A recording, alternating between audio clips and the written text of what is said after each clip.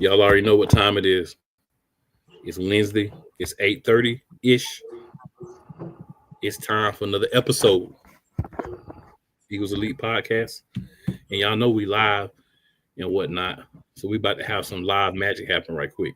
It's about to be real crazy, y'all. Something real crazy is about to happen. 3, 2, 1. Bam.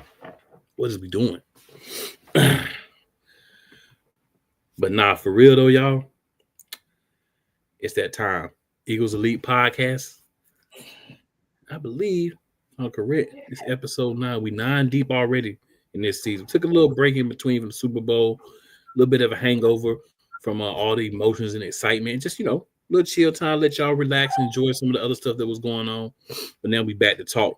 As you see behind me, your Super Bowl champion, Philadelphia Eagles. I am joined tonight by the Eagles Diva. Diva, what it do? What it do? We back for another season, another day, another episode. Hopefully, I can stay on tonight. StreamYard didn't like me last week, so y'all. Hey, sorry. StreamYard be tripping. I was on the other night, and I kept freezing on another joint. So StreamYard do be having problems because they be trying to implement all this new stuff, and they ain't fixed all the old stuff. But you know how they right. As you see behind me, I got the Super Bowl quarterback. There we go. There we go. The man that they be trying to hate on way too much. But guess what? It be like that. It is what it is. It ain't going to stop. But what is going to happen, though, is we going to beat them dudes this year, too. Thanks. As fans, we go into every season feeling like we can win. Right? We got questions on the team, and we're going to talk about that tonight. But overall, do I feel like we got enough to go back-to-back? Like it's 96, 97. I sure do feel that way. We're going to see what happens with it, though. Well, before we get into it, y'all know what it is. Got to go ahead and get that little extra bit of juicy hypeness. We will be having some updates to certain things about the show coming.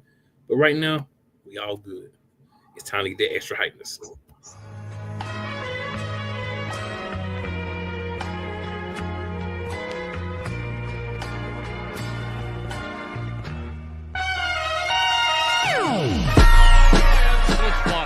The kick is away, and the kick it's good! And the Eagles win! It's hard to come to South Philadelphia and leave here with the win. You just don't come to Philadelphia and leave here with the win. Eagles fans everywhere, this is for you. Let the celebration begin!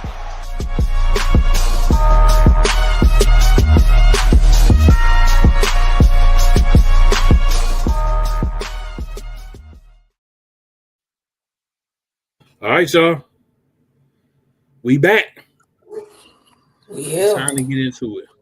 Y'all know we kind of started the same place every week. It ain't never no confusion, ain't never no shock, ain't never no questions.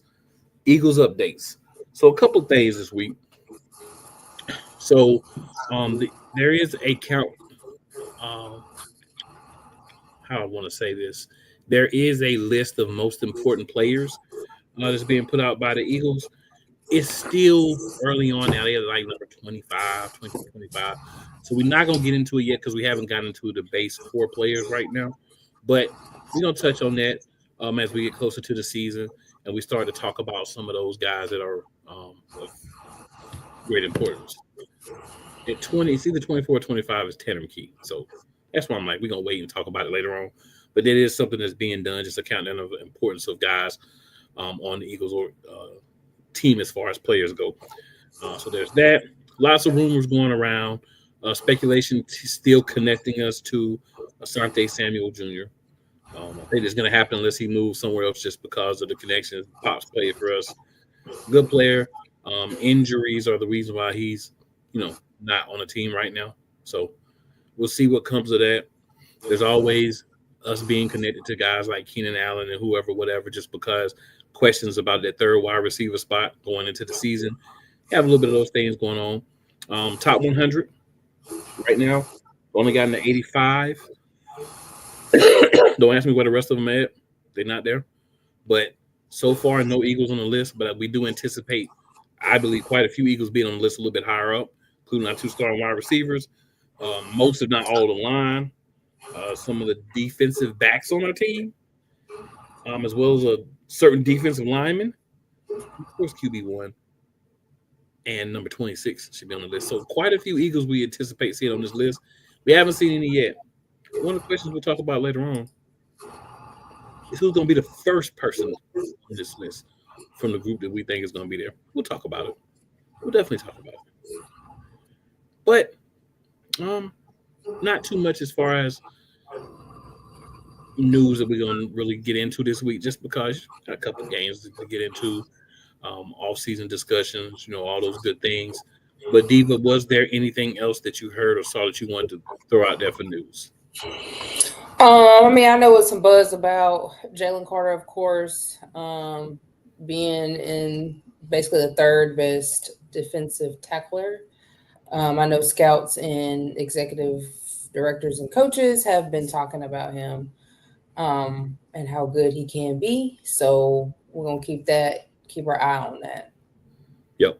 We ranked him third in defensive tackles going into 2025-26 season. So, hey, a lot of people are taking notice. And again, this man hasn't even reached his peak yet. He hadn't even got to the point yet. And I want people to understand this, where he understands how to play the position fully. He said it. So just think of how good this man can be once he gets it, really gets it. All the fundamentals, how to read the lineman, all those things. Once he gets those things on top of the raw skill he already has, that's going to be a dangerous boy. He's going to cost a lot of money, but he's going to be in Eagles green. But he's going to cost a lot of money. So y'all might be mad. A few people might have to get up out of here to keep him. But we got to stay. Yeah, and I think the only other thing I saw was that Ray Blankenship got married over the weekend as well. Yeah, I did see that. Congratulations to him and the missus. Mm-hmm. So, time to go ahead and get into that first game review. And if I remember correctly, that was our week 7 against the Cincinnati Bengals. So the game against the Bengals was interesting. We won 37-17. Cincinnati jumped out ahead of us 7-0. They only scored 10 points the rest of the game. We scored multiple. We scored 10-plus points in every quarter after the first, 10 in the second, 14 in the third, 13 in the fourth. So we kind of, made it happen. Hurts. It was an interesting game because when you look at, the stats, and this is indicative of all this talk about, Joe Burrow this, Joe Burrow that, right? Head-to-head. So I want to throw this out there, head-to-head against each other's defense. Hurts was 16 of 20 for 236 yards and a touchdown. Burrow was 26 of 37 for 234 yards with a touchdown and an interception. So Burrow had 17 more attempts, 2 less yards, and threw an interception. So we talk about Burrow, and a lot of people want to anoint Burrow and put him on a certain level and make him this or that. And I'm not saying he's not one of the better quarterbacks, but I'm saying head-to-head should matter. Head-to-head should be brought into discussions. And, the head-to-head tells you a few things. But the way those yards went for passing, Devontae Smith, 6 of those catches for 85 yards and a touchdown. A.J. Brown, 5 receptions for 84 yards. Grant Calcaterra had 3 for 58. Stoll had 1 for 6. Saquon had 1 for 3. As far as running the ball, which is where we made a big impact. So we talked about Hurts with the 1 touchdown passing. He also had 3 on the ground. So he had 10 carries for 37 yards and 3 touchdowns. Saquon had 22 for 108. Gainwell had 5 for 19. Shipley had 2 for -3. This was another one of those games where, he had a nice play, got called back, and then once he the couple of runs that counted just didn't go as well because they kind of keyed on him after the big play. Turnovers. Chauncey Gardner-Johnson did have a interception in this game. Half the sack each was credited to Nolan Smith Jr. as well as Milton Williams. And good tackle game. Zach Bond had 8 tackles, 4 assisted tackles. Nakobe Dean had 7 tackles, 2 assisted. Blankenship had 6, 3 assisted. Slay had 4 tackles. Cooper DeJean had 3 tackles. Brandon Graham had 2 tackles. Quinyon Mitchell had 2 tackles. Burks had a tackle. Avonte Maddox had 1 and 1 assisted. Jordan Davis had a tackle. Jumbo had a tackle. Isaiah Rogers had a tackle. And then Nolan Smith and Bryce Huff each had 2 assisted tackles. A couple of guys, Tristan McCollum, Gardner Johnson, and Milton Williams each had an assisted tackle as well. What we got was a defense that really held this Bengals team below expectations, because it was one of those things where, the Eagles, wait till they play the Bengals. The Bengals are a team that wait till they play the Bengals. The Bengals are going to light the Eagles up. The Eagles defense ain't that good.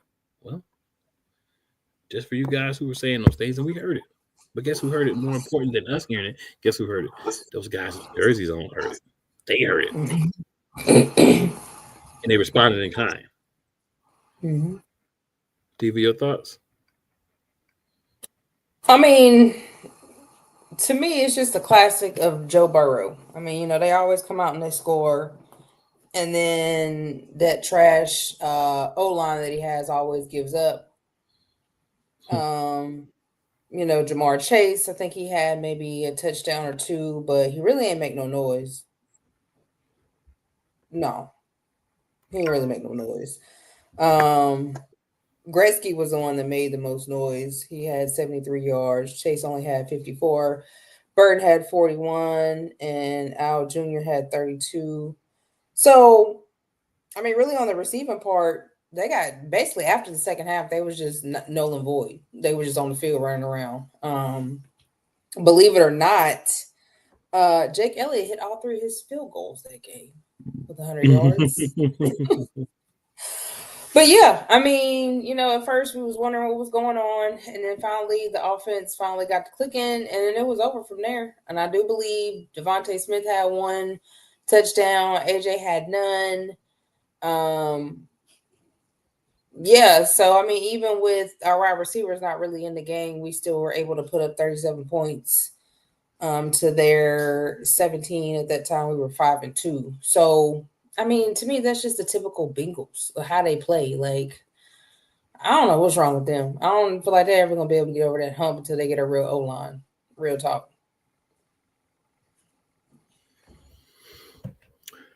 Well, they did make it to 1 Super Bowl, but the O-line did get them there too. Yeah. So this was a game where they only had Chase. They didn't have a number 2, so they had to rely on some other weapons. But Jasicki, played really well for him, like you mentioned. It was just statement time. You have certain games in the season where guys get up. And this was, I feel like, statement time because you hear all this stuff about the Eagles not doing this, the Eagles not doing that at this point last season. Just keep in mind, this is when DeJean had only been – this was on his 3rd game playing because he didn't start playing until after the bye. So until week 5 or game 5, which would be week 6. Well, yeah, because we had the bye. So game 5 for us was the first time that he actually got in and played significant minutes. So instant upgrade from Avonte Maddox. Maddox's best years are behind him. Not saying he has nothing left, but he's a guy that you probably would rather have sporadically plugging in than playing as much as we had to have him play those first 4 weeks. So, that change was definitely very important for us. This was another game that showed that. This is a game that DeJean got some big plays. Of course, Quinyon Mitchell did Quinyon Mitchell things in coverage. It shows that right system, rookies can flourish, but it also shows that we didn't have guys that could really get it done because if we had guys that could have got it done, the guys wouldn't have had to be out there and have that baptism by fire. So luckily we had the guys that could make it happen, but you also have to acknowledge we were in a situation where we needed to make it happen. So look, a little bit of both worlds, but I'll take it. But you know what's crazy was Joe Burrow threw 26 for 37 with 234. Jalen Hurts only threw 16 for 20 with 236. Yeah, we Like the talked about amount of that. throws that Joe Burrow was throwing to only get, he had 26, but that's a lot. To only have 234 yards, and Jalen Hurts had 236 but only 16 and 20 attempts. Yeah, way more attempts. That's what happens. And I mean, it doesn't matter because people are still going to say Burrow's better no matter what happens. But head to head shouldn't matter. There should be some component of saying, okay, we have to admit head to head doesn't matter. Mm-hmm. They're not going to do that. They're not going to do that. No. You know why? Because that would give some props to Mr. Hurts, and they don't want that. Heaven No. forbid something like that happens. Jalen got to be the lowest of the low. I don't care how many Super Bowls he win. He ain't never going to be the greatest. Very true, very true. My man Wise in the building. Wise El Jefe, the wise one. What's up, Wise? Appreciate you tuning in, man. What up, Jefe? So, I forgot to change the thing, y'all. Got so deep into it. We need change. I need to change the thing this time. But so that's our game review for Game 7 against the Cincinnati. And early in the season, this was a game that there was a lot of Bill talking about. Even earlier in the weeks, it was like, wait until they play Cincinnati. Cincinnati's a really good team, and that's a team that you got to kind of look at and see, and that'll be a measuring stick game. And I don't think the Eagles are going to win that game. And all year was doubt, a lot of doubt on what the Philadelphia Eagles were going to be able to do. That was pretty much every week, even against the Giants, right? And that's no knock to anybody, but whoever we played, Cowboys, Giants, whoever, Browns, whoever, the Eagles, should lose this game or going to lose this game. A lot of talk about that. And I do want to take a second to say thank you, media. I appreciate the media because all the media does is down us. And all it does is keep motivation. So I think we'll still be hungry even though we won just because we don't get no love. Little G in the building. Little G says, I'm a big fan of Eagles season. Better Eagles kick Cowboys' butts. Definitely. He says, my cousin's birthday is on August 28th. Happy birthday, Lil G's cousin. Hopefully your cousin's Eagles fan too. And your cousin will get up here and watch the show too, Lil G. Yeah, we'll be in preseason by that time. Almost Absolutely. regular season. Absolutely. All right. So y'all, we're going to switch over. We're going to do some little talk about the preseason. Well, the off season, let me say. So a couple of little off-season discussions. We talk about some different things with the Eagles with the off-season. So, Diva, what's your biggest question going into 2025 for the Philadelphia Eagles? So I guess my biggest question would be, how is this offense going to run under, once again, a new coordinator? Is Sirianni going to have a hold on it for a while until the players start going to him and saying, hey, we need to do A, B, and C? Or is he going to really let his coordinator just go out there and, do what he's supposed to do as coordinator? I think my next one would be seeing how the new pieces that we added in, seeing how that's going to work on the defense. Will our defense be as dominant as it was last year? Will we have to work up to that? Or will it be a disappointment? Which I don't ever say it's going to be a disappointment, but will it be less than what we expect from the defense?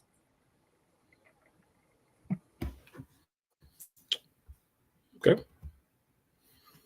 Well, my biggest question going into next season is who's going to be the second starting safety beside Reed Blankenship. I think it's going to be an important position because however you feel about CJGJ, especially since he's been running his mouth since he left and doing a lot of disappointing things, let's say, since he's left, I think he was a key integral piece for us when he was here. And who's going to take that spot? Blankenship doesn't take that spot because he already has a spot. So it's going to be Sidney Brown. Is it going to be a young boy? Who's it going to be? That's a big one for me. And if I have to go for a second one, It's going to be who's going to be that left guard. Because we know the tackle's Lane Johnson. But who's going to be that left guard? You know, we know who we think is going to be, but until the pads go on and we see everybody, it's a question. Because everybody can look good. You know, Tanner McKee's the guy the expected guy to start there. But everybody looks good until you get the pass on and you get playing. And then McKee had an inside track last year and got injured. So is he going to be able to stay healthy this year? Or is it going to go back into something like it was last year? That's something else to look at and say what's happening. But I think those two would be two that I would be looking at because those are two positions that I think are very integral for the team. That left guard on offense, and then who's going to be the other safety on defense. Those are two questions I would have going into the season until we get through training camp. And obviously, these are questions that training camp is going to answer at least initially. But then training camp's one thing, scrimmage is one thing. Then you get in the regular season. Then you see if the guys can hold up in the regular season. So it'll be a process, but it's expected. And do we have depth? You know what I'm saying? At that safety, like, you know what I mean? Like, are we gonna have depth like we did? Well, we first got to see if we got another starter. Great. You know what I'm saying? Because right now we got plenty of players. But we got to see if we got us another starter. Because if we got another starter, I think we'll be good if we have another starter. But the question is, do we have another starter? Like, serious question. Do we have a second starter over there? We need one. We hoping it's going to be one. But, it's hard to say yay or nay until you see people in action. Because until you see them actually get out there and play, you don't know. You know what you hope it is. You know what you want it to be. You know what you believe. But seeing them actually do it, that's when we're going to get all the answers that we need to get. That's when everything's going to be answered for us going into the season. And when those questions get answered, that's when spit hits the ceiling. And all that goodness. All right, so any other questions, Diva, while we're talking about questions, any other questions that you have or concerns that you have about the team going into the season? We're going into camp, I should say. I mean, I have a concern because, for one, I don't know why the rookie, what's his name? I want to start with an M. Why he ain't signed his contract? I know was supposed to be one of the I can answer that. Possible safeties. Sidney Brown. Go ahead. I'll answer that. Go ahead. Well, all the second round picks are signing their contracts because they're trying to. All their agents are telling them not to sign their contracts because they want them all to be fully guaranteed. There's only been 2 second round picks that have signed, and both of them have fully guaranteed contracts. So that's why none of the second round picks have signed. And it's not just us; it's everywhere. Okay, gotcha. Second thing is Sidney Brown, because I know it's talks about him possibly being in that safety spot. I'm just, I don't know, weary.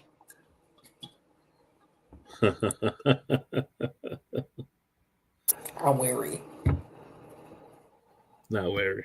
A little scared, even.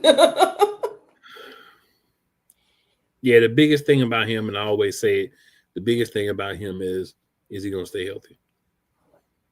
I'm really concerned about his health. He hasn't really been a guy to stay healthy up until this point.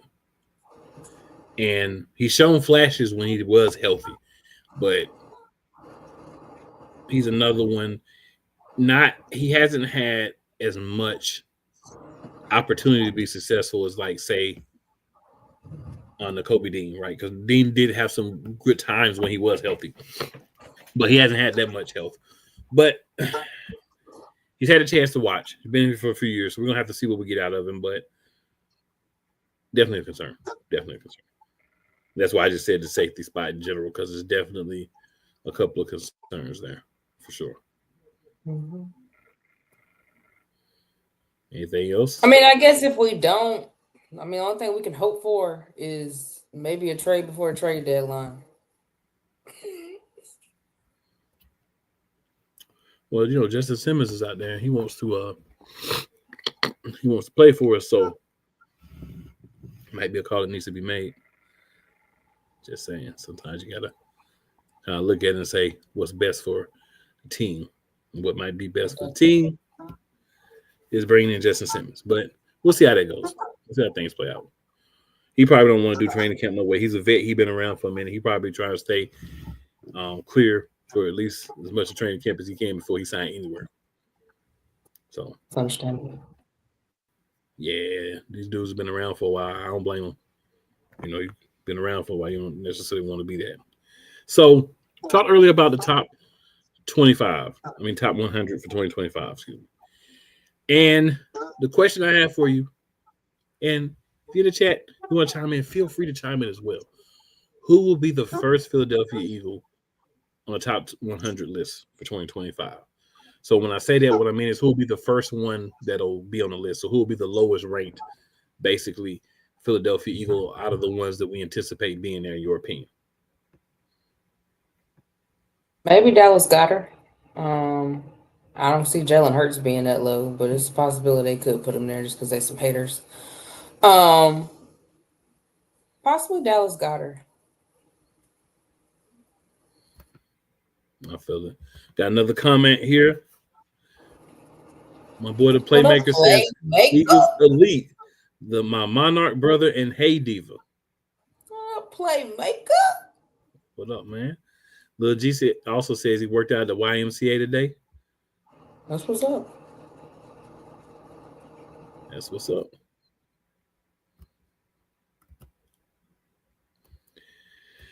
So, I was thinking about this, and I'm going to have to say I think it might be one of the linemen. So, I'm going to go Jordan Mailata. I don't think he should be first, but I think he's a guy that, of the linemen they're going to put on there, I don't know if they're going to put everybody on there, but other linemen I put on there, I feel like that they're going to put on there. I feel like if they put him, he's going to be the lowest ranked. I don't have a problem with Dallas Goedert, but I don't think they're going to put Dallas Goedert just top 100 just because of injuries. But they might. You don't think so? I don't think they're going to put him in the top 25. But they might. We'll see. We will see. I've been wrong before. But I wasn't wrong about who was going to win the Super Bowl last year. I wasn't wrong about that. No. As long as I wasn't wrong about that. Hopefully I'm not wrong this year either. We had been going into the seasons saying like, oh, hope we win, blah, blah, blah. Last year was kind of like, we're going to win this year early.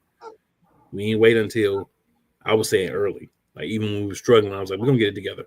Good. It happens.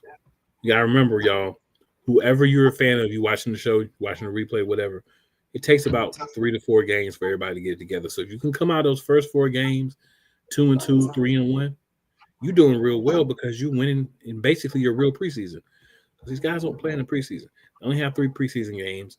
You got to have the last one to figure out who. So game 3, no starters are going to play because you got to figure out who's going to be the second and third string guys. Game 2 is like your dress up, but that's like what, 1 series, maybe. If it's a young team, maybe the first quarter. And the first game is like what, 1 series, if that. So you don't see a lot of time in the preseason. So those first few games are now like the preseason, which is crazy, but that's where things have come to in the days in NFL. Still better than the NBA, who be trying to make themselves a year-round sport now. But that's a whole nother conversation for another time. You never know. We might bust out with some on it one day on the show. You know how we get down. Right. So, next question. And again, watching, you want to tune in and give your answers, feel free to do so in the chat. Please do. What are the 2 keys, Diva, to an Eagles Super Bowl repeat? What are your 2 keys to a Super Bowl repeat? First of all, defense. Because you got to have defense. Second of all, I think just a well-rounded offense. You run the ball when you need to run the ball, and you throw the ball when you have the opportunities. Kind of like how that's how we did this year, I mean, of course, Saquon got off a lot. It's his first year as an Eagle. People really didn't, Saquon hasn't been, people knew who Saquon was, but when you're with the Giants and you're on that trashy field and you hurt a lot, people kind of forget how dynamic you are. And so he made people understand how dynamic he was basically back in his Penn State days. Will he get off like that this year? Probably not. I'm sure a lot of NFL teams are figuring out a way, which, we had a few that did, figure out how to stop him, and I'm sure more are trying to figure it out. But I just think that really, even and having AJ Dillon actually helps.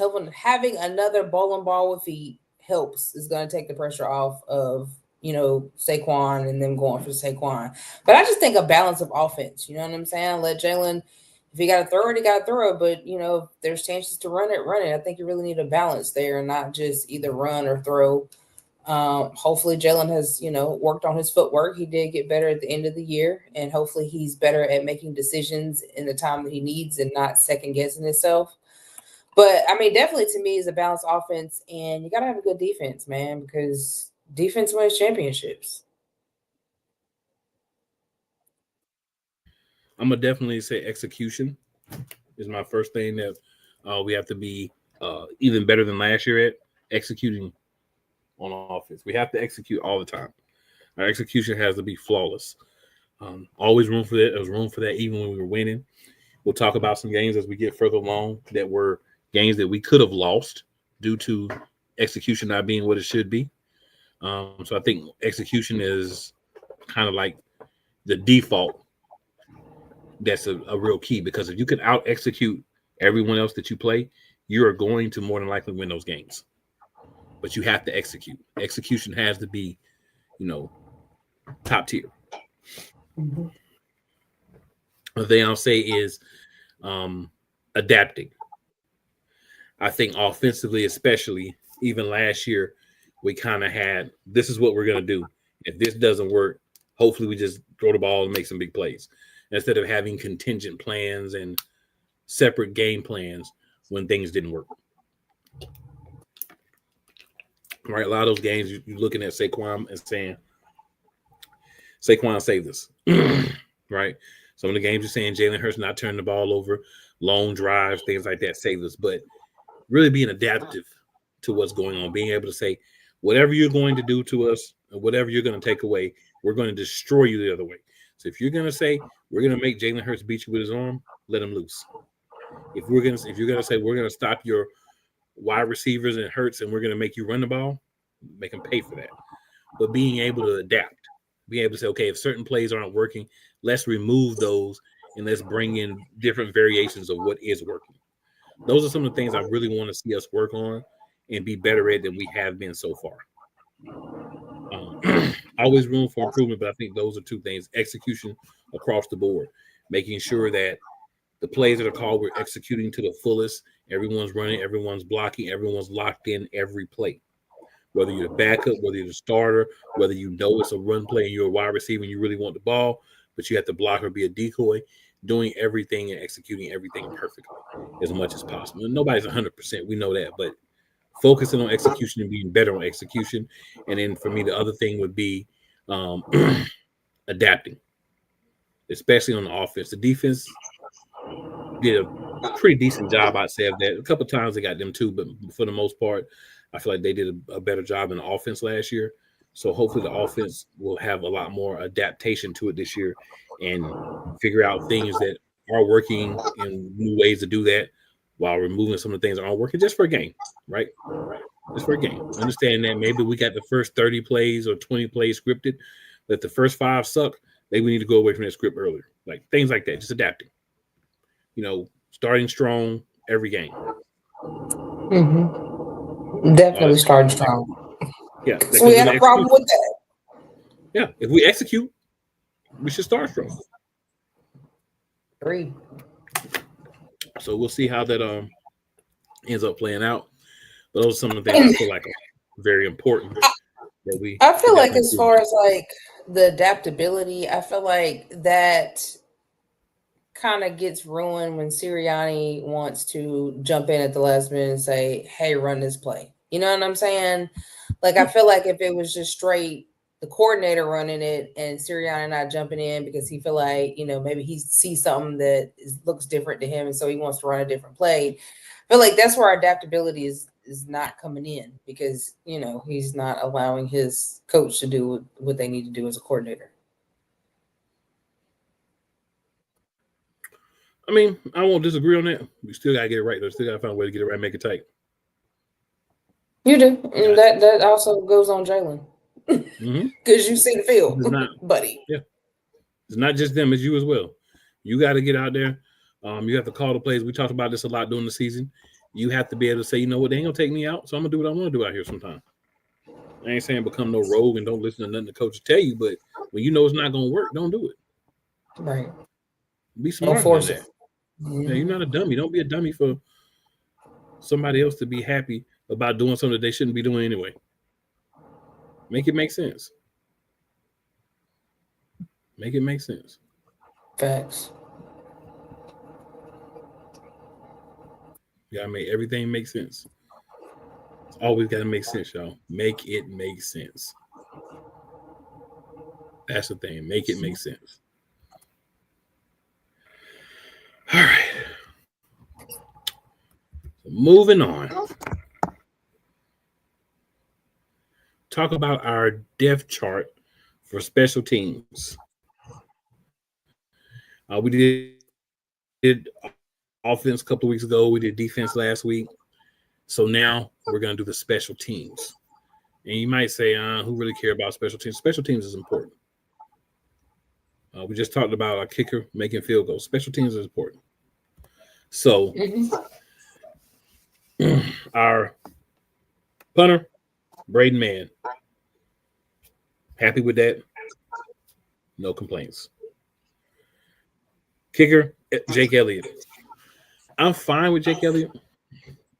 My only thing with Jake Elliott is I need you to focus, pimping. Shut out the noise and just do what you got to do. I'm cool with Jake. We have a new long snapper. Go ahead. I'm cool with Jake. I just think that, some years you have up years, some years you have down years. I mean, Jake wasn't the only one missing field goals last year. It was a few other ones. I just think it was just whatever was going on with the kickers that year. But I have confidence in Jake.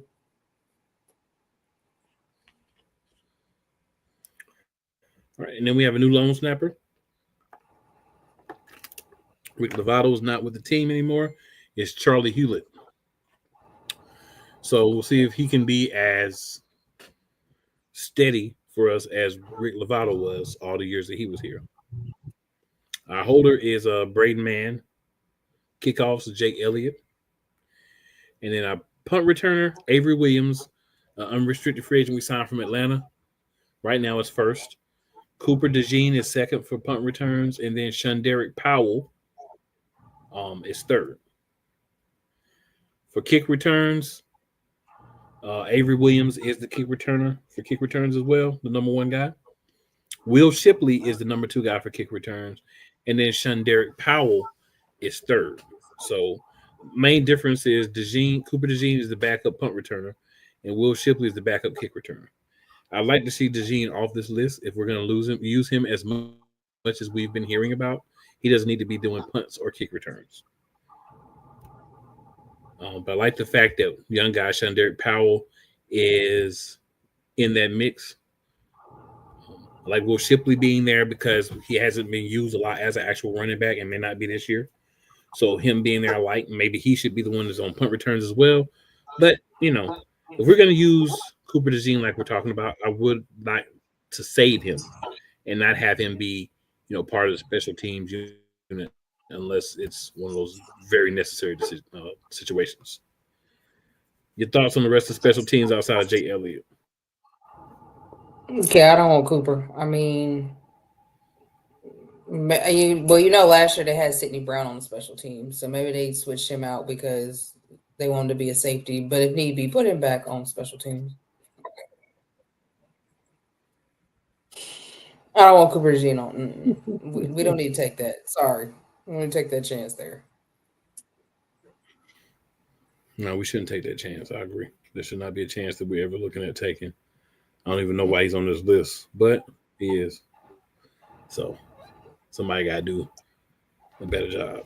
We need Cooper DeJean off that list. Whatever we need to do to get him off that list, that's what we need to do. Thanks. Yeah, we don't want that boy up there. We need him performing. And healthy. And healthy. Last offseason discussion question, Diva. What's one game you have circled on our schedule for 2025? The dang blaming Detroit Lions game is circled. Big and bold, black and red, 2 colors. Circle. Because I want them. They've been running their mouths. It's time for us to give them what they deserve.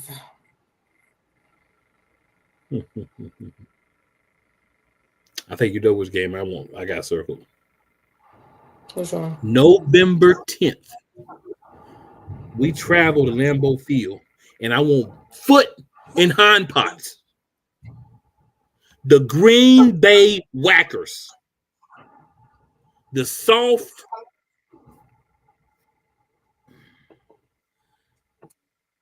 Let me say that differently. The weak-minded Green Bay Slackers. Oh, you mad because they voted against the tush push? I want to go into Lambeau and I want to destroy the Green Bay Packers. I don't want to beat them. I want to destroy the Green Bay Packers. I want people to talk about after that game how bad that team is. Sunday Night Football, 8:15 p.m., prime time, destroy the Green Bay Packers. That's the game I got circled. The week before the Lions. I want the Lions to get it too, but I want Green Bay to get it. You hear me? Because Green Bay, I'm sick of y'all. You can't beat us, so now you got to go whine. So since you got to whine so much, we should give you something to whine about. You know what we should give you to whine about? A butt whooping like you ain't had in a long time. And then let's keep the same energy the next week, like Diva said, and give it to the mouth boy, Amon-Ra St. Big Mouth. And let's see if you can put some realness behind all this mouth you got. Because you have been running. Yeah, boy. You've been running your mouth a lot. Y'all need a little work too. But Green Bay need it first. Green Bay, we coming for you. And if you're a wrestling fan, you get that reference. We coming for you. Got you circled in red. 3 or 4 circles in red. Some arrows pointing to you. Some stars on the page. We coming. We want you bad. Ooh, we want you bad. No Diddy. We want you. We want to get all up in you. No Diddy. I mean, y'all tried to ban the tush push before, and it didn't work. So what make y'all think it was going to work now? We're not the only ones that use the tush push. By no means. We just do it better and do it the most. But they got close this time. They running around little schemes and backdoor trash. They got close this time. But it didn't happen. We gonna show y'all why you should want it banned. I hope we go in. I hope we beat the living everything out of y'all. Ooh, I want y'all so bad. And we beat y'all twice last season. We're gonna beat y'all again this season. I just want Y'all don't even understand. Cause y'all quarterback ain't anyway. So bad. Anyway. So bad.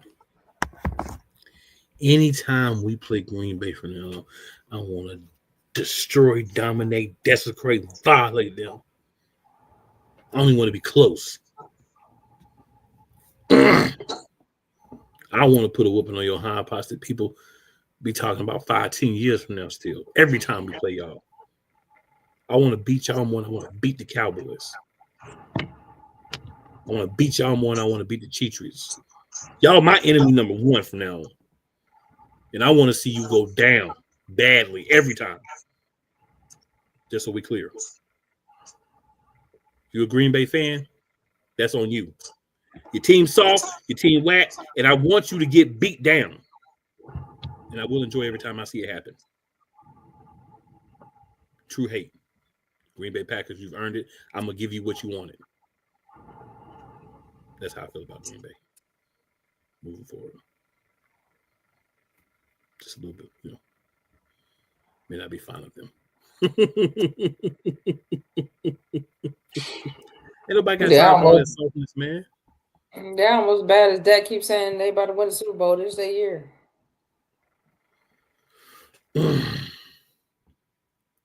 Michael Parsons and all his whining he's still doing. I'm gonna have to do this.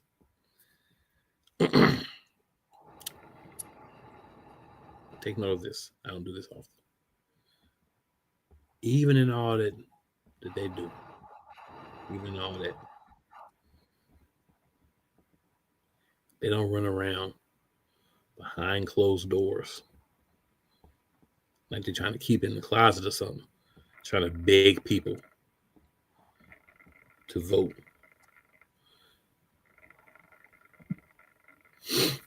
To get rid of the play because they can't stop it.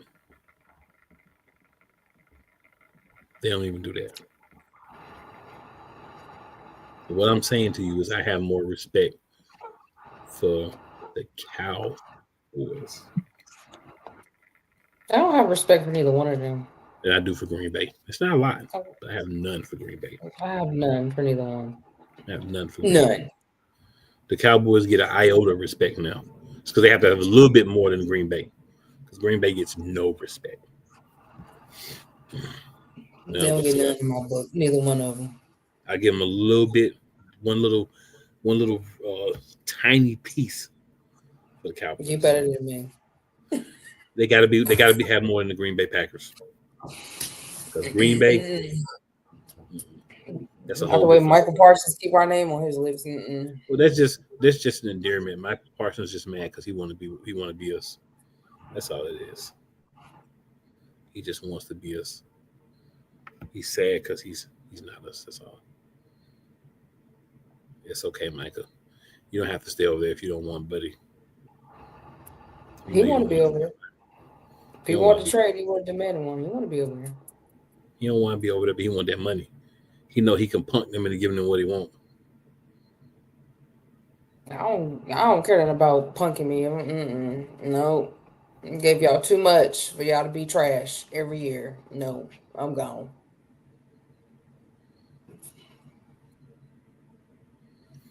See what he gonna do? What I think Michael Parsons is gonna do, and I actually respect this. So I actually respect what I think he's gonna do. I think he's gonna stay there, talk all his smack, do all that, and then when time comes, he gonna get his money. Then he gonna force his way out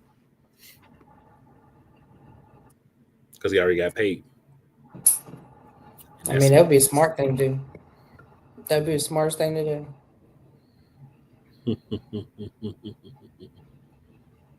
That's what I think is going to happen.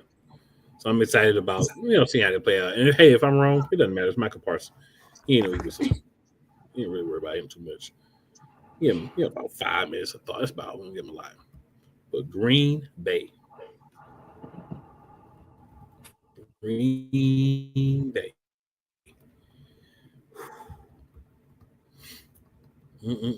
Your ass is grass.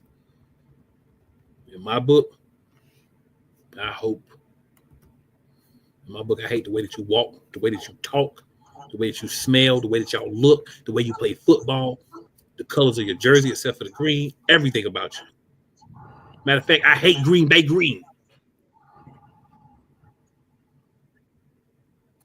Can't stand y'all. And I want you to know it. I want you to understand that. And I hope that y'all are one of the teams that we go in there and we beat y'all like we did the Bengals last year, or worse. All the smoke for y'all. All the smoke. And then keep it up for the next game. All the smoke. All the smoke. And then when we done, give you some more smoke. Ooh, I can't stand it. Just cowards. It's not even that you did it. It's that you.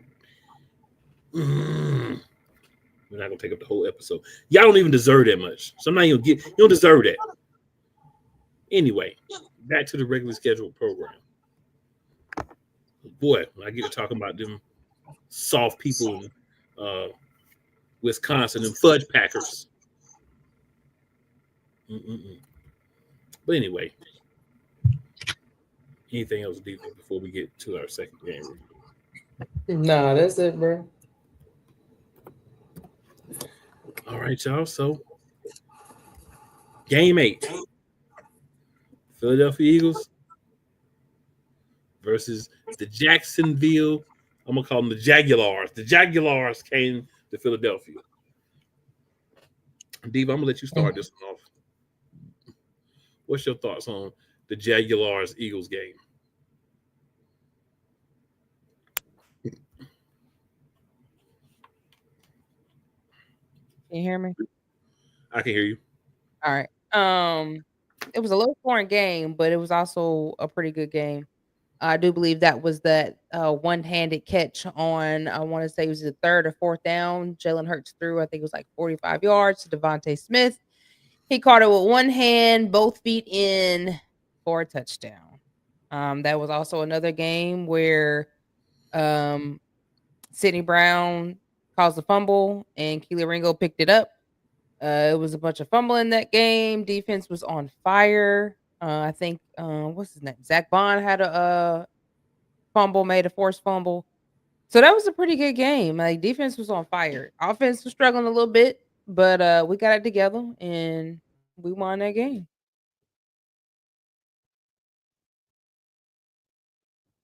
Mm-hmm. Couple of comments here. Playmaker says the man cover game. Oh Lord. Oh, I'm just buying it just for the cover. Right. I need that PlayStation 5. I'm gonna buy it just for the cover. Right. I got a PlayStation 5, but I'm just buying it for the cover. I ain't even gonna open it. Nope. Keep it sealed up and everything. Mm-hmm.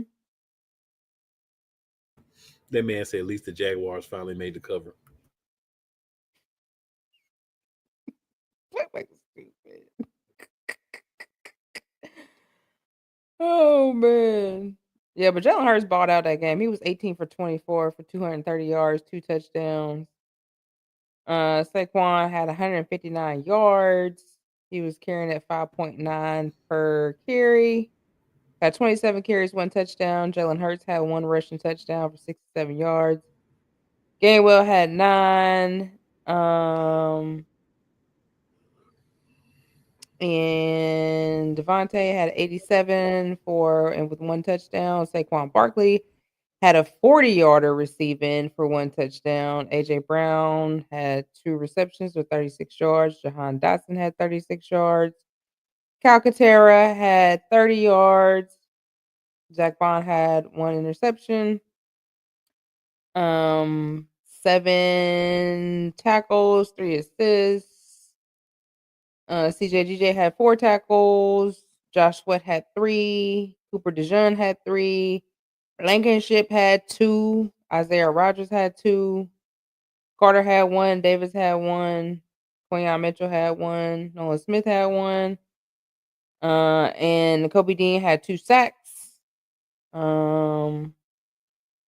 Jake Elliott was 1 for 2 on his field goals, but I think that's why we were lacking a few points. Jake Elliott did miss 1 field goal, but yeah. Can you imagine being immortalized as the dude who got jumped over by Saquon Barkley? Like backwards jumped over on top of that. Like he jumped over you backwards, bro. All-time great play. And that's how the Jaguars make the cover, man. Mm-hmm. That's horrible. And they were 2-7. We were 6-2. Depends on who you are, because I thought it was pretty funny. I thought it was very hilarious.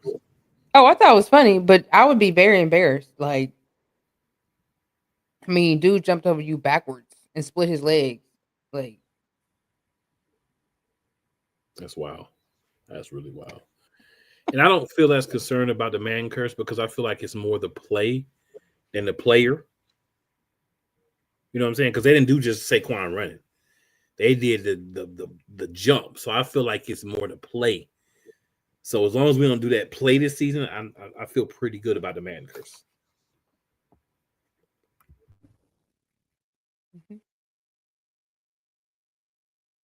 Definitely. But yeah, I would be embarrassed because that photo is everywhere. It's not just, it's everywhere. That's an all time. That's going to be in the Hall of Fame one day. Yeah. This had a man's outfit from this year, both of their outfits. And it was in Kelly Green. Yes, it was. Yes, it was. So when I look at this game, missed 2-point conversions. I think we had like 3 of them. So we basically left a touchdown worth of points on the board. Because I think this was the game Jake Elliott was having trouble, so they ended up just trying to go for it every time. Well, it was 1 for 2. I mean, yeah. What I say? And the problem is, for me, if you're going to go for it every time, you got to be creative. And we just weren't creative with what we were doing. So, leaving points on the board can come back to hurt you. It didn't this particular time. But more oftentimes than not, that will. Big ups with Devontae with that special touchdown catch play. That's the type of, receiver he is. He's a guy that doesn't have the size, but skill-wise, body control, all those things, this dude has all those things. You saw it in the Super Bowl. You saw it in several games this year. And it kind of hurts for fantasy players. It hurts him and AJ because they're together. Mm-hmm.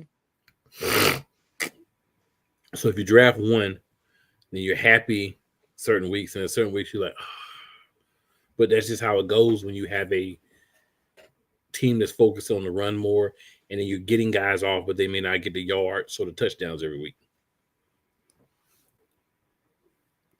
But that's that's part of being on the Eagles. You sometimes sacrifice the individual goals for the bigger goal. And I think everybody did a good job of it last year. Those people that did leave, I'm not upset with them. Except for the ones that's chirping. Bryce Huff, I'm going to say this, and I'm not even going to address this dude again. Bryce Huff, you're a clown. You're a clown because you got a Super Bowl ring for doing nothing, and then you don't ring your mouth.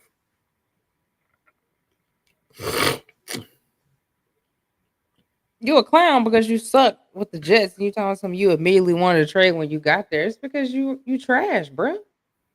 You just trash. You were trash with the Jets. You were trash with the Eagles. You're going to be trash with the San Francisco 49ers. You are garbage. So that's your excuse because you don't want to say, hey, I'm garbage. Well, I'll say it for you. Boy, you are garbage. We're glad you're gone. You got a free ring, just like Bradbury did. Got a free ring. At least Bradbury did give us, at least 1-2 good years. But yeah, you got a free ring to do nothing, my man. You play like one game where you had 2 tackles, you just magically appeared, and then Houdini disappeared again. So but you don't need to be running your mouth though. Ain't even no reason to even be talking, bro. You weren't even a factor in any of the games. A lot of times you was inactive. So why are you even talking? Most people probably don't even know who you are, especially Eagles fans. You was never on the field. You want a difference maker or a playmaker? What about?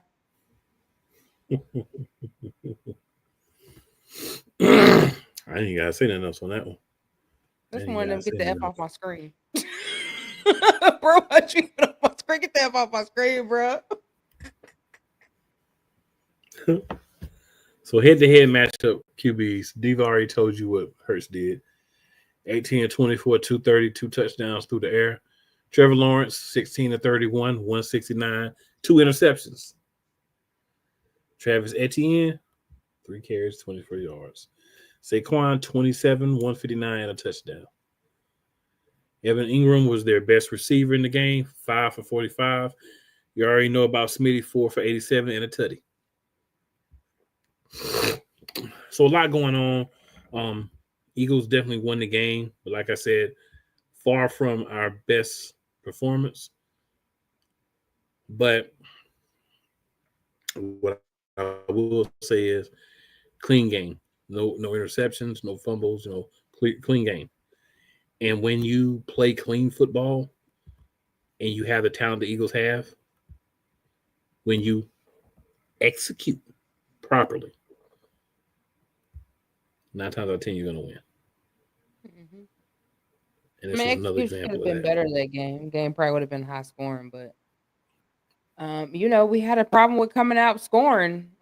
The first quarter we had a problem coming out scoring. We finally got together at the end though. But I mean, I think that was really our problem, not getting started early. We would have got started early in Yeah. that game. That game would have been blowout almost probably. But if you ask me which way, I'd rather have it coming on later than fading late. Right. That's fact. But in the perfect world, we just do it the whole game. Hopefully, we'll get there sooner or later. Right. So appreciate everybody tuning in tonight. Another episode of Eagles Elite. Diva, any last thoughts? No, man, I'm ready. I'm counting down the days. Life is so lonely without Eagles football in my life. Preseason is almost here. We're down to I think 50 days for the regular season. Preseason's almost here. I don't care. At least it's gonna be some type of football on. It's gonna be a bunch of, everybody trying to get their spot, but football will be back. I'm happy. I'm happy for another season. I'm ready to see what the Eagles gonna do and the pain that we will bring. Because Patrick Mahomes is still hurting behind that loss where he had to go ask Tom Brady how did he deal with losing to the Eagles. Well, Tom Brady didn't deal with it well. He still said it haunts him. So I don't know why he went and asked him, bruh. That just sounds selfish to me, bro. You beat us the first time. You think you weren't gonna get we gonna get our lick back?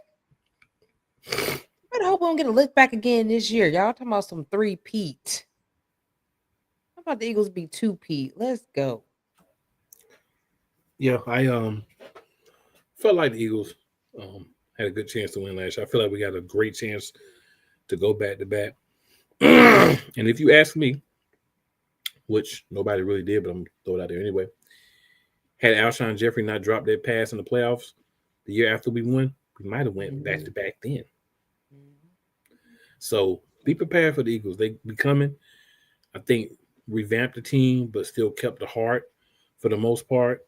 A couple of players, we weren't happy that we lost, but it is what it is. They're gone. They're showing out other places now in the wrong way, behind the mic and on the field. We'll see what they do on the field. But guess what? If you ain't in green, you don't really matter to me.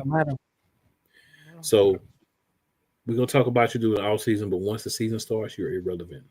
It's back to the guys on the rosters, that 52-man roster, and that's who's important. You know it. And I just want to say, we are the champions. We will be the champions all year. We will be the reigning and defending Super Bowl champion Philadelphia Eagles. And if you don't like that, okay, not my problem. That's yours. Doesn't change. We don't get two, you know what? Right, and it doesn't change the fact. And if you're one of those teams that won more than two Super Bowls, and you're hoping, but once you win more as many as us, blah blah blah, sit down and shut up, and acknowledge your kings and your queens. The Divas are your queens, and we're kings, the men. We are the champions. You're not. And with that being said, we'll be back next week. Another episode, Eagles Elite Podcast. We'll be talking more games. You know how it goes. Fly, Eagles, fly. Hashtag be elite. We always going to be elite. It ain't never going to stop. We're going to keep going, going, and going. Remember, it's never where you start. It's always where you finish.